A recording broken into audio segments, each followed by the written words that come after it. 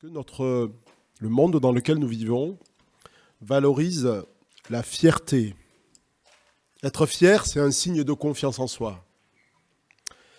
C'est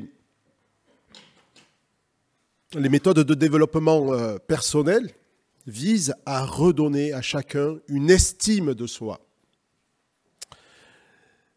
à être fier de ce que l'on est, à s'assumer avec ses différences.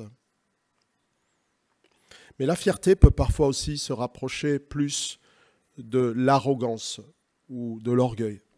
On pourrait d'ailleurs se demander quelle est la différence entre la fierté et l'orgueil.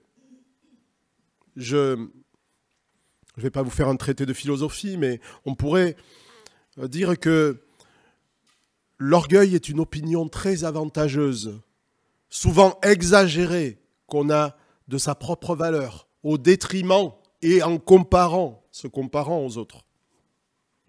Alors que la fierté n'a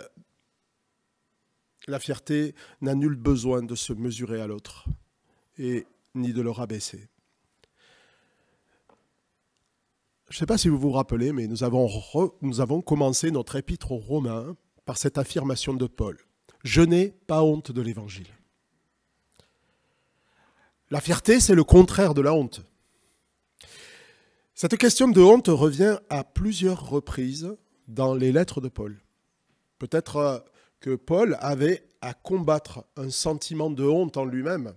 Il faut savoir qu'il avait persécuté l'Église et que ses souvenirs se rappelaient toujours à lui. Et il y en a un qui est toujours là pour nous rappeler nos erreurs. Il disait à Timothée, « N'aie pas honte de rendre témoignage à notre Seigneur Jésus.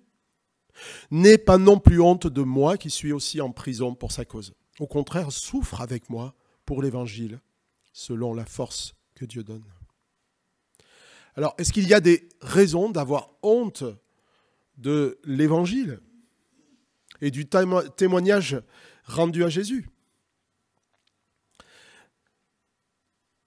C'est une question qui ne se pose pas lorsque nous restons dans l'atmosphère feutrée de nos églises, quand tout est lisse.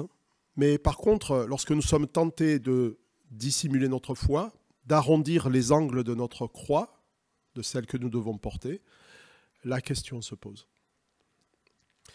Donc la question que je pose encore aujourd'hui, c'est la suivante. En quoi l'Évangile peut nous rendre fiers? Et le texte, si tu veux bien afficher le PowerPoint, le texte, super, merci. Le texte que nous allons lire aujourd'hui parle à 3 reprises d'être fiers. Romains 5, versets 1 à 11. Je propose de le lire dans la version Semeur, même si pour certains de ces versets, je reconnais, je suis un défenseur de la Semeur, mais je reconnais que je préférerais d'autres versions. Mais je l'expliquerai. Puisque nous avons été déclarés justes en raison de notre foi, nous sommes en paix avec Dieu, grâce à notre Seigneur Jésus-Christ. Par lui, nous avons eu accès au moyen de la foi à ce don gratuit de Dieu dans lequel nous nous trouvons désormais établis.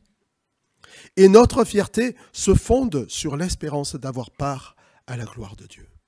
Mieux encore, nous tirons notre fierté même de nos détresses, car nous savons que la détresse produit la persévérance. La persévérance conduit à la victoire dans l'épreuve. Et la victoire dans l'épreuve nourrit l'espérance. Or, notre espérance ne risque pas d'être déçue, car Dieu a versé son amour dans nos cœurs par l'Esprit Saint qu'il nous a donné. En effet, au moment fixé par Dieu, alors que nous étions encore sans force, le Christ est mort pour des pécheurs. À peine accepterait-on de mourir pour un juste. Peut-être quelqu'un aurait-il même le courage de mourir pour le bien.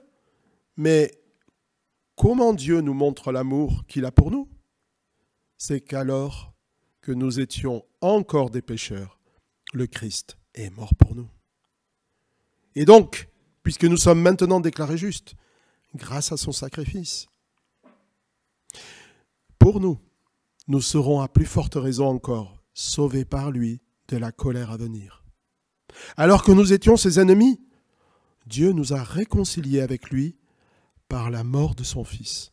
À plus forte raison maintenant que nous sommes réconciliés, serons-nous sauvés par sa vie. Dans les chapitres précédents, je me permets de faire un petit rappel, nous avons vu que tous les hommes, quels que soient les sentiments qui les habitent, sont également condamnés et sont sous le coup de la colère de Dieu. C'est les versets 1 et 2 qui en parlent. Juifs, mais païens, mais juifs aussi. Parce que les juifs mettent leur fierté dans leur appartenance au peuple élu. Et ils sont également condamnés parce qu'ils ne mettent pas leur confiance en Dieu, mais leur confiance en des rites qui disent qu'ils appartiennent à Dieu. Dans le chapitre 3, Paul exprime cette très mauvaise nouvelle. Tous ont péché et sont privés de la gloire de Dieu. Mais tous sont justifiés par grâce, par le moyen de la foi. C'est un don que Dieu fait à tous ceux qui croient en la puissance du sacrifice de Jésus. Mais existe-t-il une raison de se vanter, disait Paul? Elle est exclue, car tout nous vient de Dieu, même la foi. Et au verset 27, nous verrons que, au verset 27 du chapitre 3, se vanter est de la même racine que le verbe être fier en grec. Comme en français d'ailleurs, hein. Le sens est attaché. Pourtant, le texte que nous lisons aujourd'hui nous invite au contraire à 3 raisons d'être fier. On pourrait traduire ce fier par, parce que ça peut-être dans notre français, c'est un mot peut-être qui a une connotation un petit peu négative. On pourrait traduire par exulter ou mettre sa joie dans. La première, c'est d'avoir part à la gloire de Dieu. La seconde, c'est que nos détresses nous préparent à sa gloire. La troisième, c'est que être aimé de Dieu, c'est la raison d'être fier, c'est d'être aimé de Dieu et réconcilié avec lui. Restons sur la première pour l'instant. Grâce à cette œuvre de Christ et grâce à la foi qui nous vient de Dieu, eh bien, nous sommes justifiés. C'est ainsi que se terminait ce chapitre 4 précédent. C'est pourquoi nous avons la paix avec Dieu. Je rappelle le verset 25 de ce passage. Puisque nous avons été déclarés justes en raison de notre foi, nous sommes en paix avec Dieu grâce à notre Seigneur Jésus-Christ. La paix. Pourquoi devrais-je avoir la paix avec Dieu? Peut-être que je ne me sens pas en conflit avec lui. Je dirais même que dans mon expérience personnelle, je ne me suis jamais senti en conflit avec Dieu. Et pourtant, je l'étais. Et nos sentiments savent très bien nous tromper, nous donner, nous justifier et faire taire la parole de Dieu. Si nous observons bien le monde dans lequel nous vivons, où donc se manifeste la colère de Dieu? Où devrais-je voir ou ressentir un conflit entre Dieu et moi? En fait, la réalité qui nous entoure, qui est souvent cachée, c'est que nous recherchons tous la paix. Une paix intérieure qui calme nos angoisses. Je veux pour preuve le succès même des séminaires à Istres même, des séminaires sur le développement personnel, sur des sciences parallèles qui mènent à cette paix. Nous cherchons une paix qui calme nos craintes, en particulier celle de notre avenir. Notre monde se bat pour ses retraites. Et je n'ai pas ici à être juge de la légitimité de ce combat ou non, mais c'est un combat pour beaucoup, pour que la vie ne serve pas juste à travailler. Notre pays se bat pour son pouvoir d'achat à cause de, vous le savez, de la hausse des prix. Elle se bat pour ses droits. Des communautés se battent pour avoir les mêmes droits que les autres. Les séminaires de développement personnel, je le disais, pour vivre en paix avec soi, en communion avec la nature, ont beaucoup plus de succès que nos cafés croissants évangiles. Tout le monde cherche la paix, en réalité. Une paix qui repose sur nos propres capacités. Une paix qui repose sur nos capacités à nous l'assurer. Une paix fondée sur la jouissance immédiate. Une paix fondée sur le petit paradis terrestre que nous nous construisons, mais qui fanera bien vite. Nous connaissons une multitude de situations, je le pense, dans lesquelles il n'y a pas de paix. Les gens disent être en paix, mais ce n'est pas le cas. Beaucoup de personnes, y compris même dans les églises, disent être en paix, et même avec Dieu. Mais dès que la porte de la maison se referme, tout montre qu'il n'en est rien. La paix dont nous parle dans notre texte, ce n'est pas en premier lieu un sentiment. Celui d'un repos fugace qui serait basé sur nos paradis terrestres et qui s'évapore à la première épreuve. La paix ici, c'est un regard objectif sur l'œuvre de Christ. Cette œuvre qui nous ouvre l'accès au salut. Au verset 2, on a le mot « grâce », que je préfère traduire par « don immérité » plutôt que « don gratuit » dans la Semeur. Don immérité, une grâce, quelqu'un qui reçoit la grâce présidentielle, même si ça n'existe plus aujourd'hui, c'est quelqu'un qui sort de prison, mais qui ne l'a pas mérité pour autant. Le verset 2 donne encore une précision. La Semeur a traduit le salut,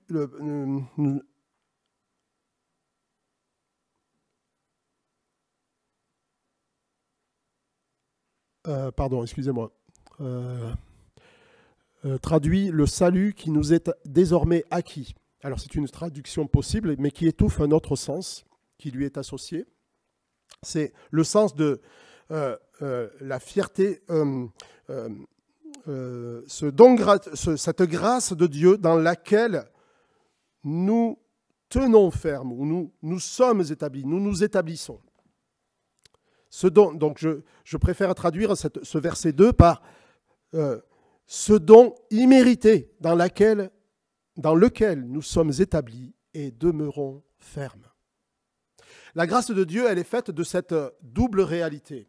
Nous sommes établis dans une grâce d'avoir part à la gloire de Dieu, c'est acquis, et en même temps, nous devons demeurer fermes dans ce que nous sommes, dans ce que nous avons reçu de Dieu par grâce. Parce que nous avons reçu par grâce le pouvoir de le faire. Notre persévérance à vivre ce que nous sommes, c'est le révélateur de la manière dont nous avons reçu la grâce de Dieu. J'en veux pour preuve toutes les lettres de Paul. D'abord, il dit, vous êtes ça, vous avez reçu ça, donc soyez ce que vous êtes. Et ce que nous faisons manifeste ce que nous sommes déjà. Nous devons demeurer fermes dans ce que nous sommes parce que nous avons reçu la grâce de pouvoir le faire. Notre persévérance à vivre ce que nous sommes est révélateur de la manière dont nous avons reçu cette grâce. Je donne ce petit témoignage. Dans mes années de collège, j'ai vécu des temps très difficiles. En particulier, pour des tas de raisons, mais parce qu'une professeure de maths me persécutait. Et oui, il y a des souffres-douleurs dans l'éducation nationale. Plus tard, lorsque je suis arrivé au lycée, j'ai pu respirer un grand coup. Parce que mon papa était un professeur très apprécié de ses collègues. C'était un peu le loup blanc du lycée dans lequel je suis allé. Et j'ai toujours bénéficié du privilège d'un regard favorable de leur part. Parce que beaucoup d'entre eux m'ont vu alors que j'étais tout petit. Ils m'ont vu grandir. J'étais fier de la réputation de mon père et j'en usais. Autrement dit, j'étais fier de sa gloire, la gloire de mon père. Non, mais ça n'a rien à voir. Mais j'aurais pu profiter de cette réputation et je peux vous dire que pour des tas de fois, même j'en ai profité, mais j'aurais pu me permettre des écarts de conduite et je l'ai fait. Souvent entraîné par les autres, j'ai souvent été tenté de le faire. Mais je n'avais qu'une peur, c'est que la réputation de mon père puisse être entachée par ce que je faisais. C'est pourquoi je faisais tout pour ne pas être pris au dépourvu ou en flagrant délit. Je crois même avec le recul que je n'ai jamais été motivé dans mes études par le désir d'obtenir un diplôme, parce que j'étais trop immature pour penser à une carrière. Par contre, une chose qui me faisait avancer, c'est la peur de décevoir mes parents. la peur de ne pas être à la hauteur de cette réputation. Notre sujet de fierté en tant qu'enfant de Dieu, ce n'est pas d'obtenir un diplôme, mais d'avoir part à la gloire de Dieu. Si notre Dieu nous a acquis ce rang si éminent, s'il nous donne ce nom si beau, ce n'est pas pour que nous en profitions pour entacher sa réputation.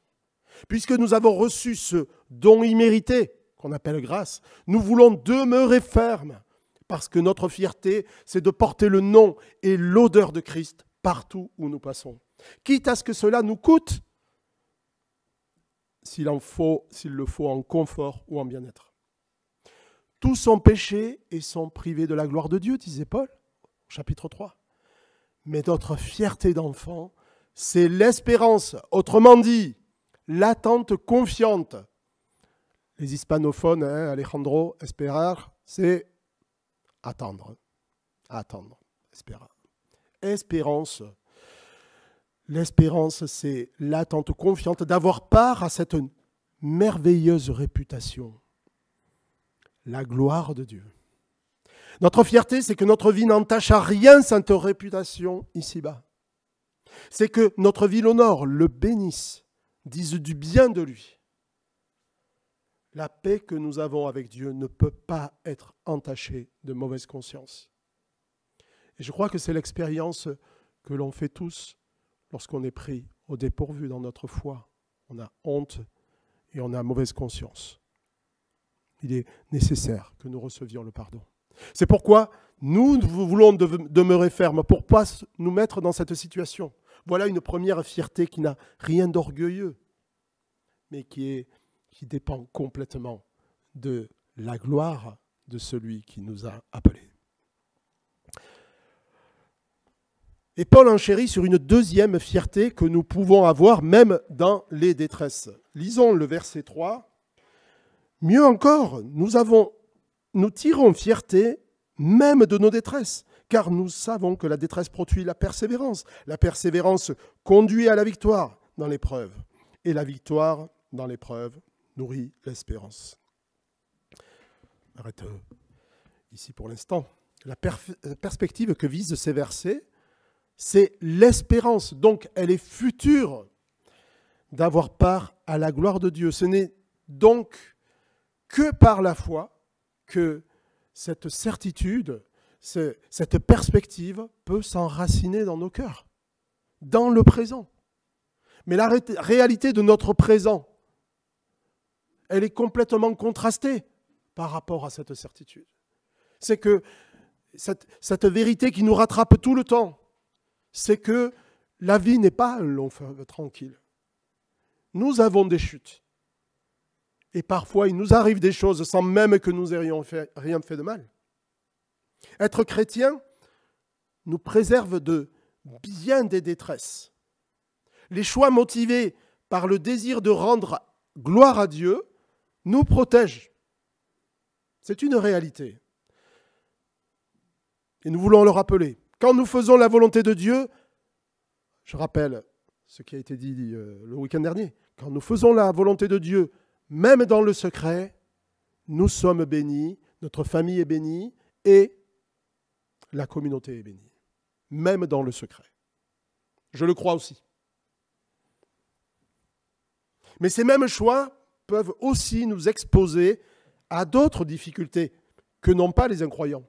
Les chrétiens romains, par exemple, vivaient dans un contexte où la foi pouvait coûter très cher. Et aujourd'hui encore, nous avons des frères et des sœurs dans certains pays pour qui être chrétien, c'est accepter de ne plus avoir de travail. Il y a des détresses propres à une vie de foi. Enfin, il existe aussi des difficultés qui sont communes à tous les hommes et nous n'en sommes pas épargnés. Certains d'entre nous font face à des grandes souffrances que nous traînons parfois depuis des années. D'autres luttent avec des maladies, d'autres luttent avec des péchés ou des difficultés économiques. Ces situations peuvent être la raison de nuits blanches, de larmes. Et la Bible n'en fait pas mystère. Paul lui-même disait aux Corinthiens que dans une épreuve extrême, il a désespéré de conserver la vie. Oui, les détresses font partie de la vie. Mais Paul ne nous parle pas de l'adage, vous savez, ce qui ne nous tue pas nous rend plus forts. Ça, tout le monde le sait, tout le monde en fait l'expérience. Et c'est vrai, l'épreuve affermit la maturité. Elle endurcit face au combat. Mais la fierté ici, ce n'est pas celle d'être plus fort, mais c'est plutôt celle d'être plus faible et plus dépendant de Dieu, plus dépendant de sa grâce. Je n'ai pas besoin de rappeler que l'épreuve sert à éprouver notre foi, à purifier nos motivations. C'est l'expérience de Job qui a été rappelée ce matin. Et parfois, l'épreuve sert aussi à purifier nos églises. Lorsque nous les affrontons avec nos petits bras musclés, avec le secret espoir que nous vivrons une vie sans difficulté, eh bien, nous nous disons à quoi bon, parce que ces difficultés durent. Mais si nous regardons nos détresses dans la perspective d'avoir part à la gloire de Dieu, elles prennent un tout autre sens. Et là aussi, c'est un combat et une découverte ou une redécouverte que nous devons faire dans la foi. C'est là un des effets de la foi. La foi nous donne un but, elle nous encourage à persévérer, même là où tout le monde aurait abandonné. Parce que nous savons par la foi que Dieu donne, que nos détresses nous préparent. Nous sommes en préparation, nous avons été appelés, non pas pour être sauvés de l'enfer et jouir de la vie, mais pour nous préparer. Le Seigneur nous prépare. Si nous le regardons dans cette perspective, c'est un tout autre sens que la détresse prend. Dieu ne nous a pas promis une vie tranquille, mais une vie avec lui, une vie unie avec lui, une vie par lui, une vie en lui et une vie pour lui. Un économiste disait la chose suivante que je trouve très juste et qui est assez connue. Notre caractère est fait d'habitudes. Qui sème une pensée récolte une action.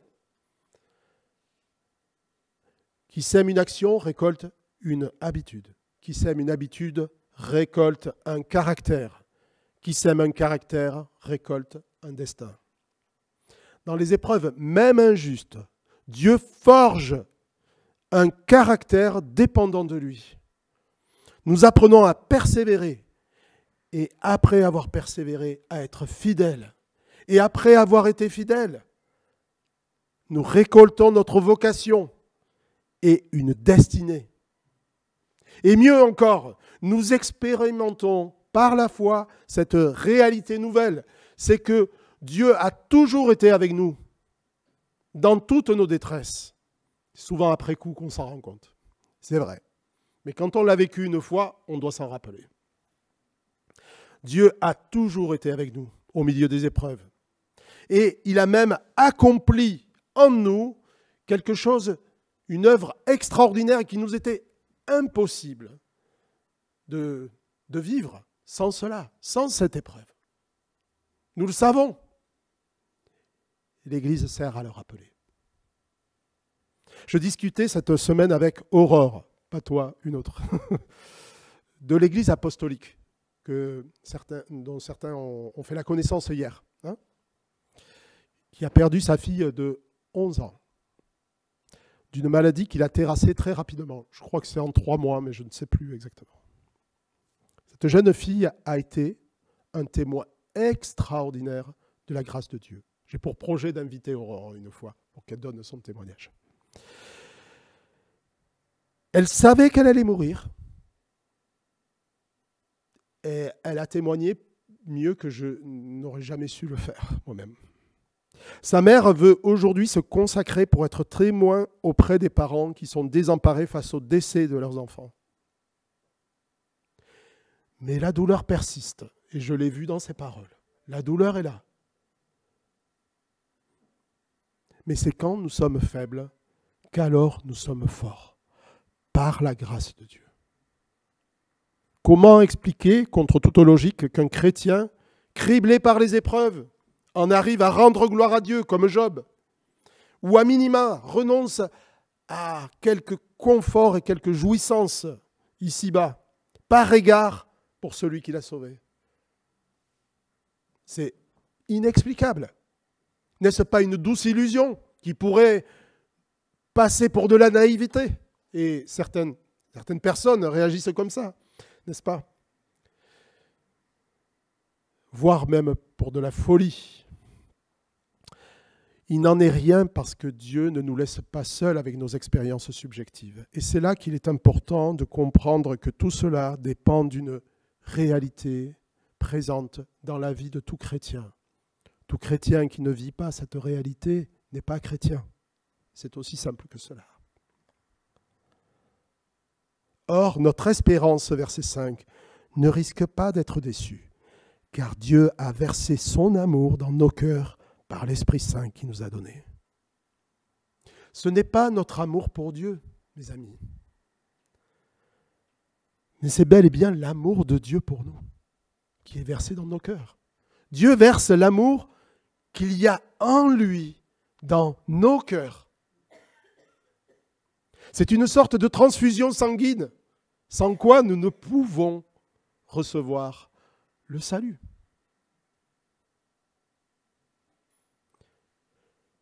C'est ce qui fait que notre amour démesuré et illusoire pour nous-mêmes, qui coule dans nos veines naturellement, est changé en un amour de Dieu pour nous. Le Saint-Esprit vient valider notre foi pour que nous sachions que nous avons été aimés, que nous sachions que nous sommes enfants de Dieu. L'Esprit Saint dit à notre esprit, il dira le chapitre 8, et nous y reviendrons à cette expérience de l'Esprit, que nous sommes ses enfants et que nous avons raison de faire les choix, parfois coûteux et parfois tristes, de ceux qui vont hériter le salut, triste selon ce monde. Personne ne peut comprendre cela, et tout le monde rira de cela peut-être. Sinon celui-là seul qui reçoit ce témoignage intérieur de l'Esprit Saint.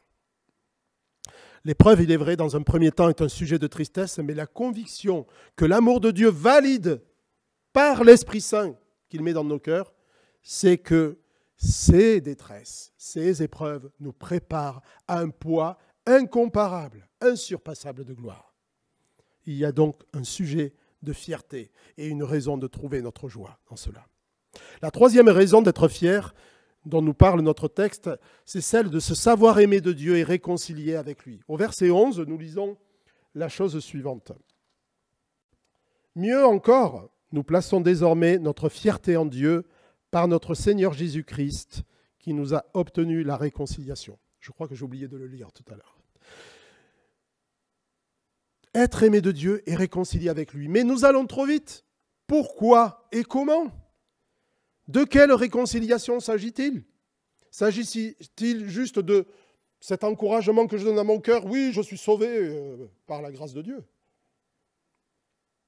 La conviction que l'Esprit Saint fait naître chez celui qui croit, c'est qu'il a été aimé, énormément aimé, même avant qu'il ait poussé la moindre inspiration.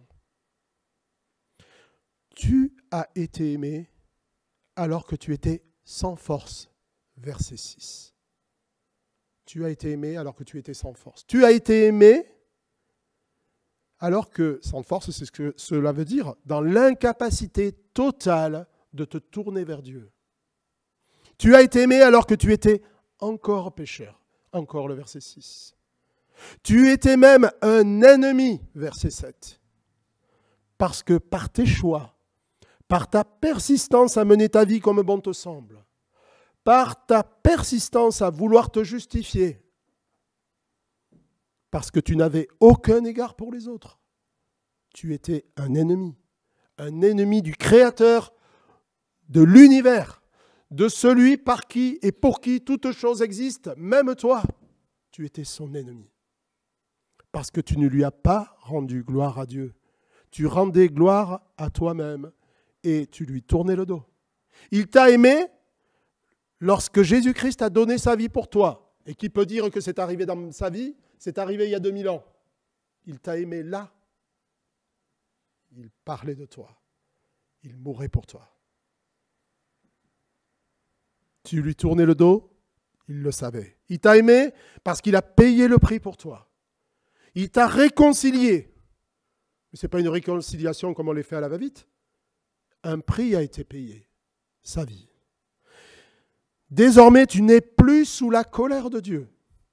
C'est notre texte qui le dit. Comment vas-tu répondre à cela?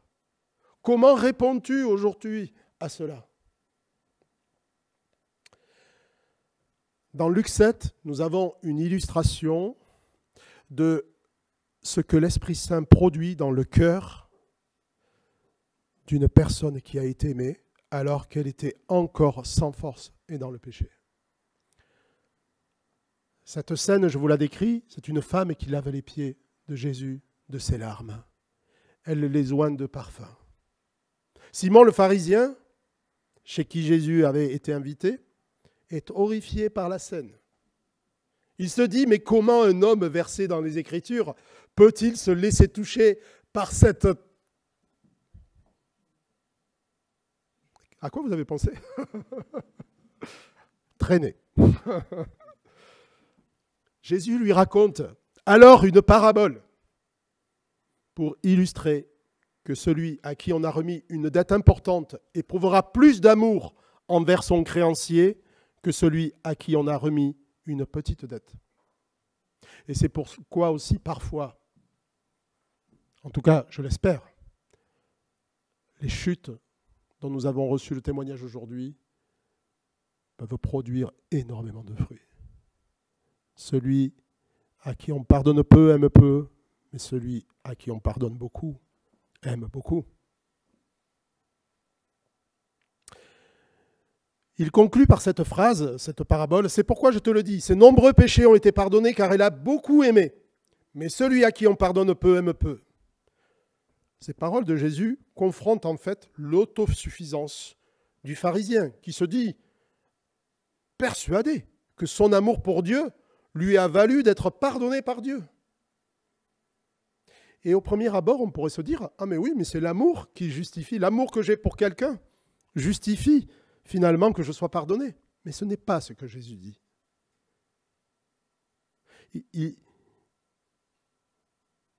Il dit dans un premier temps « Ses nombreux péchés ont été pardonnés car elle a beaucoup aimé. » Mais Jésus dit en fait l'inverse.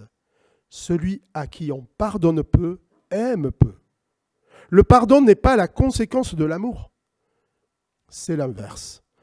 Le pardon découle de son amour. Le pardon qui découle de son amour est la cause de notre amour. Amour les uns pour les autres. Amour pour lui, avant tout. Voilà le sens de la parabole de Jésus. C'est la raison pour laquelle Jésus lui dit ces mots rassurants. Ta foi t'a sauvé. Ta foi t'a sauvé. Notre amour est proportionnel à notre compréhension de l'amour de Dieu. Il est proportionnel à la puissance, à notre compréhension de la puissance de son pardon. Jean disait dans sa première lettre, « Pour nous, nous l'aimons parce qu'il nous a aimés le premier. » Eh oui, c'est étonnant, hein, la Bible ne se contredit pas. Nous aimons parce qu'il nous a aimés le premier. C'est le noyau radioactif de la communauté surnaturelle de l'Église locale. Cette conclusion, vous pourrez la relire dans le bulletin du mois de février, parce que je l'ai repris mot pour mot à quelques mots près. Le pardon surnaturel est le moteur de l'amour surnaturel. C'est Dieu qui déverse son amour dans nos cœurs, pas le contraire, mais cela dépend aussi de comment nous recevons le pardon de Dieu. Ainsi, si nous avons du mal à nous motiver à servir le Seigneur, à prier, à aimer nos frères et sœurs, à transmettre la bonne nouvelle autour de nous, et je suis avec vous dans ce combat, eh bien tous ces manquements ne viennent pas du fait que nous sommes paresseux, c'est vrai aussi, hein, mais ça ne vient pas de notre manque d'amour ou du don d'évangéliste que nous n'avons pas reçu. Le problème vient de notre manque de compréhension du pardon surnaturel que Dieu nous a accordé. Qui peut croire qu'il a été peu pardonné? Jésus donne la réponse dans la question. Seul un pharisien repu de lui-même pourrait dire qu'il a été peu pardonné. En réalité, nous avons tous été beaucoup pardonnés et nous avons tous été beaucoup aimés. Apprenons donc à nous regarder dans le miroir de la parole et, s'il le faut, avec cette femme pécheresse et avec ce que j'ai vu aujourd'hui, pleurons, pleurons, s'il le faut, mais réjouissons-nous de ce que nous avons été beaucoup aimés. Ainsi, toute gloire revient à Dieu, et s'il y a lieu de se vanter ou d'être fier, ce n'est pas de nous-mêmes, mais de notre Dieu qui nous a obtenu la réconciliation. Que le Seigneur soit béni dans cette assemblée et que notre amour croisse toujours plus en maturité et en force, envers Dieu et les uns envers les autres, par la grâce que le Seigneur nous fera. Amen.